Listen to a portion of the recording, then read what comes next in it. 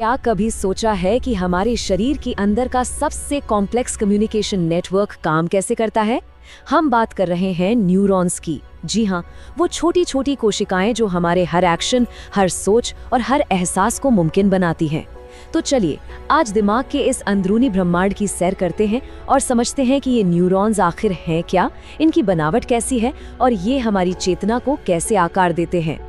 सोचिए जरा, जब कोई फैसला लेना हो या पलक झपकते ही किसी गर्म चीज से हाथ हटाना हो, ये सारे सिग्नल इतनी तेजी से ट्रैवल कैसे करते हैं? इन सभी हाई स्पीड एक्शन के पीछे की असली शक्ति क्या है? इसका जवाब न्यूरॉन्स के काम करने के तरीके में छिपा है। तो आइए इस रहस्य को सुलझाते हैं। तो चलिए सबसे पहले ये समझते हैं कि एक न्यूरॉन आखिर है क्या। इसे हम अपने शरीर का एक बायोलॉजिकल इंफॉर्मेशन सुपर हाईवे मान सकते हैं और इस पूरे नेटवर्क की सबसे जरूरी इकाइयां हैं न्यूरॉन्स, जो इलेक्ट्रोकेमिकल सिग्नल को शरीर के एक हिस्से से दूसरे हिस्से तक पहुंचाती हैं। तो अगर इसे साइंटिफिक भाषा में कहें तो एक न्यूरॉन हमारे नर्वस सिस्टम की वो सबसे बुनियादी यूनिट है जिसका काम है जानकारी को प्रोसेस और ट्रांसमिट करना, वो भी इलेक्ट्रिक और केमिकल सिग्नल के जरिए। सही मायनों में यही हमारे इस पूरे विश्लेषण का हीरो है, जिसके आसपास हमारा पूरा अस्तित्व घूमता है। तो एक न्यूरॉन असल में दिखता कैसा है? इसके कई मुख्य हिस्से होते हैं, बिल्कुल एक कॉम्प्लेक्स मशीन की तरह। इसमें डेंड्राइट्स हैं, कोशिकाएं हैं, केंद्रक, एक्सॉन और एक बहुत जरूरी चीज माइलिन शीथ भी है, जो सिग्नल की स्पीड बढ़ाने में बहुत बड़ा रोल निभाती है। चलिए एक एक करके इन सभी को करीब से देखते हैं। चलिए अब इस हाईटेक डिवाइस यानी न्यूरॉन की बनावट को थोड़ा और विस्तार से समझते हैं। सबसे पहले बात करते हैं डेंड्राइट्स की। ये जो पेड़ की शाखाओं जैसी संरचनाएं दिख रही हैं, ये न्यूरॉन का इनपुट जोन है। इन्हें आप न्यूरॉन का एंटीना समझ सकते हैं, जो दूसरे न्यूरॉन से आने वाले केमिकल सिग्नल्स को पकड़ते हैं और उन्हें इलेक्ट्रिकल इम्पल्स में बदल देते हैं। अब आते हैं कोशिकाएं या सोमा पर। यह है न्यूरॉन का कमांड सेंटर।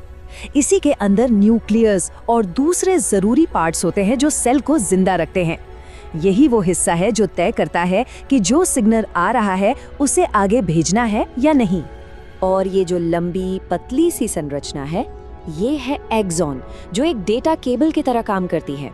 जब कोशिकाएं किसी सिग्नल को आगे भेजने का फैसला कर लेती है तो एक इलेक्ट्रिकल इम्पल्स, जिसे एक्शन पोटेंशियल कहते हैं, वो इसी एक्सॉन के जरिए आगे बढ़ता है। और हाँ, कई एक्सॉन पर माइलिन शीथ की एक परत होती है जो इंसुलेशन का काम करती है और सिग्नल की स्पीड को कई गुना बढ़ा देती है।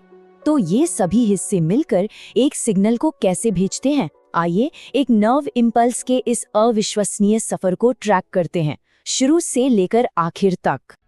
ये पूरा प्रोसेस 3 मुख्य स्टेप्स में होता है। सबसे पहले डेंड्राइट्स पर जब सही मात्रा में सिग्नल आता है तो एक एक्शन पोटेंशियल पैदा होता है। फिर ये इम्पल्स बिजली की तेजी से एक्सॉन के साथ साथ आगे बढ़ता है और आखिर में ये सिनेप्स पर पहुंचता है, जहां ये सिग्नल अगले न्यूरॉन को पास कर दिया जाता है। और मजे की बात ये है कि ये सब कुछ मिली सेकेंड्स में होता है।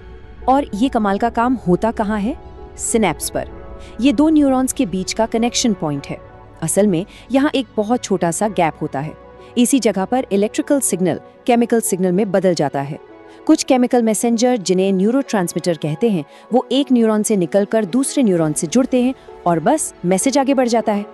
अच्छा, एक और दिलचस्प बात, सारे न्यूरॉन्स एक जैसे नहीं होते। उनके काम के आधार पर उनकी अलग अलग किस्में होती हैं।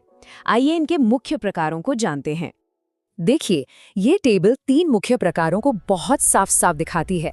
सबसे पहले है संवेदी यानी सेंसरी न्यूरॉन्स, जो हमारी इंद्रियों जैसे आंख, कान, त्वचा से सिग्नल दिमाग तक लाते हैं।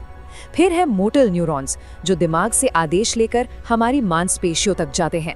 और फिर आते हैं इंटर न्यूरॉन्स, जो इन दोनों के बीच एक पुल का काम करते हैं और इनकी संख्या सबसे ज्यादा होती है।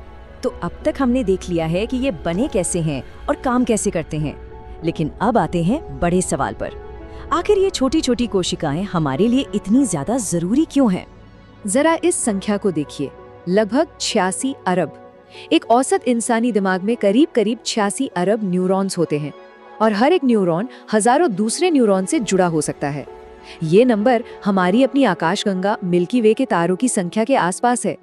यही विशाल नेटवर्क हमारे सिस्टम की अविश्वसनीय प्रोसेसिंग पावर का आधार है। और इसीलिए ये कथन सब कुछ कह देता है।